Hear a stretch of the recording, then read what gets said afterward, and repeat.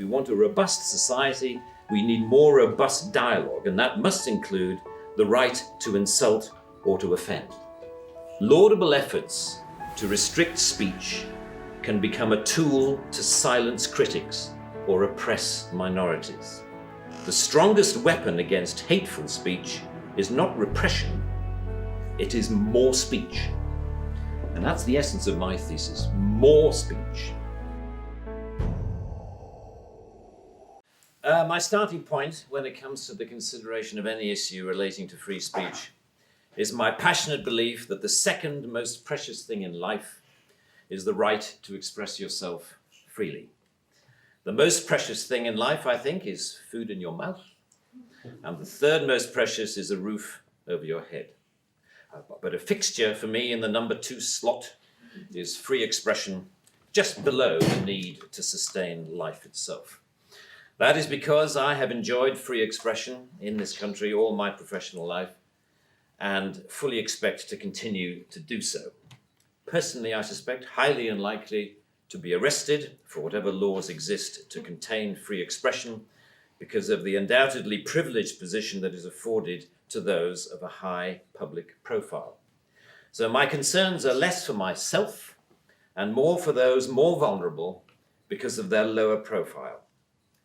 Like the man arrested in Oxford for calling a police horse gay, or the teenager arrested for calling the Church of Scientology a cult, or the cafe owner arrested for displaying passages from the Bible on a TV screen.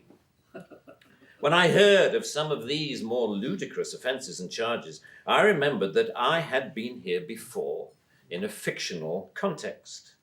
I once did a show called Not the 9 O'Clock News some years ago, and we did a sketch where Griff Rhys-Jones played Constable Savage, a manifestly racist police officer to whom I, as his station commander, is giving a dressing down for arresting a black man on a whole string of ridiculous, trumped-up and ludicrous charges. The charges for which Constable Savage arrested Mr. Winston Kadogo of 55 Mercer Road were these: walking on the cracks in the pavement, walking in a loud shirt in a built-up area during the hours of darkness, and one of my favorites, walking around all over the place. He was also arrested for urinating in a public convenience and looking at me in a funny way. Who would have thought that we would end up with a law that would allow life to imitate art so exactly? I read somewhere a defender of the status quo claiming that the fact that the gay horse case was dropped after the arrested man refused to pay the fine, and that the Scientology case was also dropped at some point during the court process, was proof that the law was working well, ignoring the fact that the only reason these cases were dropped was because of the publicity that they had attracted. The police sensed that ridicule was just around the corner and withdrew their actions. But what about the thousands of other cases that did not enjoy the oxygen of publicity, that weren't quite ludicrous enough to attract media attention? Even for those actions that were withdrawn, people were arrested, questioned, taken to court, and then released. You know, that isn't a law working properly. That is censoriousness of the most intimidating kind, guaranteed to have, as Lord Dear says, a chilling effect on free expression and free protest. Parliament's Joint Committee on Human Rights summarised, as you may know, this whole issue very well by saying, while arresting a protester for using threatening or abusive speech may, depending on the circumstances, be a proportionate response, we do not think that language or behaviour that is merely insulting should ever be criminalised in this way. The clear problem with the outlawing of insult is that too many things can be interpreted as such. Criticism is easily construed as insult by certain parties. Ridicule easily construed as insult. Sarcasm, unfavourable comparison, merely stating an alternative point of view to the orthodoxy can be interpreted as insult. And because so many things can be interpreted as insult, it is hardly surprising that so many things have been as the examples I talked about earlier show. Although the law under discussion has been on the statute book for over 25 years, it is indicative of a culture that has taken hold of the programs of successive governments, that with the reasonable and well-intentioned ambition to contain obnoxious elements in society, has created a society of an extraordinarily authoritarian and controlling nature. That is what you might call the new intolerance, a new but intense desire to gag uncomfortable voices of dissent. I am not intolerant, say many people, say many softly spoken, highly educated, liberal-minded people. I'm only intolerant of intolerance. And people tend to nod sagely and say, oh yes, wise words, wise words. And yet if you think about this supposedly inarguable statement for longer than 5 seconds, you realize that all it is advocating is the replacement of one kind of intolerance with another, which to me doesn't represent any kind of progress at all.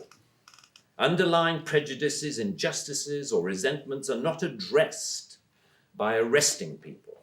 They are addressed by the issues being aired, argued, and dealt with, preferably outside the legal process. For me, the best way to increase society's resistance to insulting or offensive speech is to allow a lot more of it. As with childhood diseases, you can better resist those germs to which you have been exposed.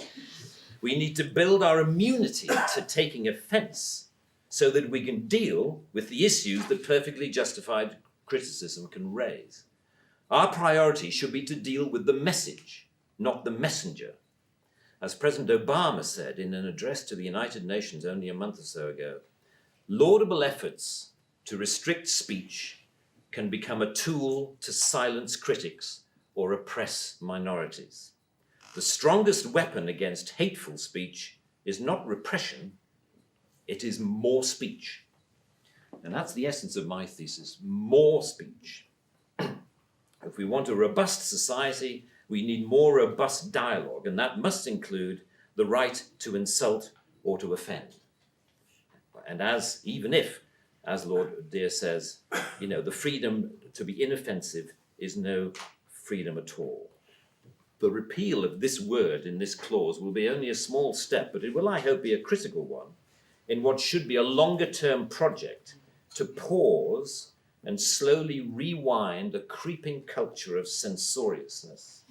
It is a small skirmish in the battle, in my opinion, to deal with what Sir Salman Rushdie refers to as the outrage industry. Self-appointed arbiters of the public good, encouraging media-stoked outrage to which the police feel under terrible pressure to react. A newspaper rings up Scotland Yard. Someone has said something slightly insulting on Twitter about someone who we think a national treasure. What are you going to do about it? And the police panic and they scrabble around and then grasp the most inappropriate lifeline of all, Section 5 of the Public Order Act, that thing where you can arrest anybody for saying anything that might be construed by anyone else as insulting.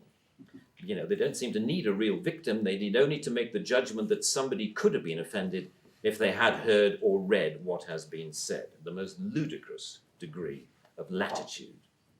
The storms that surround Twitter and Facebook comment have raised some fascinating issues about free speech, which we haven't really yet come to terms with. Firstly, that we all have to take responsibility for what we say, which is quite a good lesson to learn. But secondly, we've learned how appallingly prickly and intolerant society has become of even the mildest adverse comment. The law should not be aiding and abetting this new intolerance. Free speech can only suffer if the law prevents us from dealing with its consequences. I offer my wholehearted support to the Reform Section 5 campaign. Thank you very much.